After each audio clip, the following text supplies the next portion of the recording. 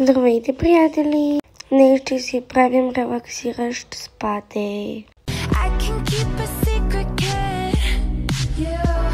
Използвам ето тази маска и айде да започвам.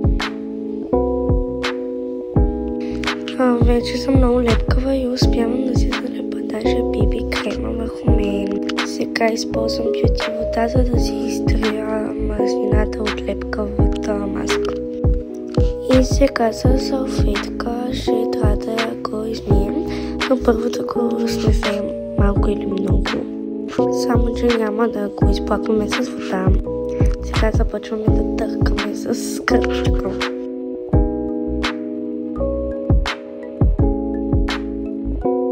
И сега напръскваме още малко, защото да ни е приятно.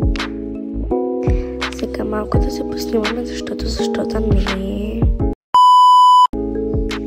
Малко да похапваме пръчици и продължаваме. Между другото са вкусни. Четка на линия, пяна на линия, кърпан за лице на линия. Нека да започваме. Слагам си лентата.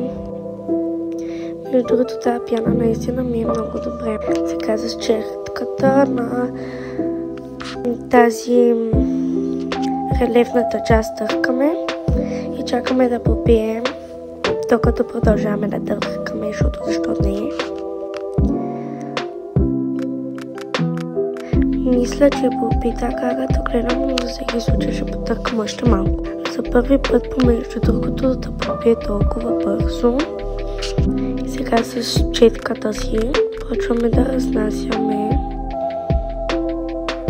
И сега се изтриваме с кърпата, която показах преди малко.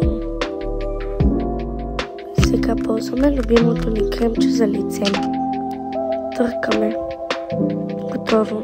Слагаме си маска за устни. Много е приятна помежду другото, само че съм имазли ръцете и не мога да я отворя. Трябваше с зъби. Сега си владя четката, която много ясно, че ще изтърва. Но е жива и здрава, намерихме. И сега си нанасяме. Да, изглежда малко странно, знам.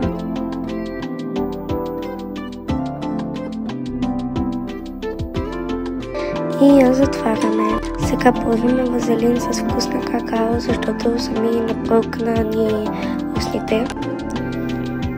И да, намазваме езики върху маската, защо не ме питайте.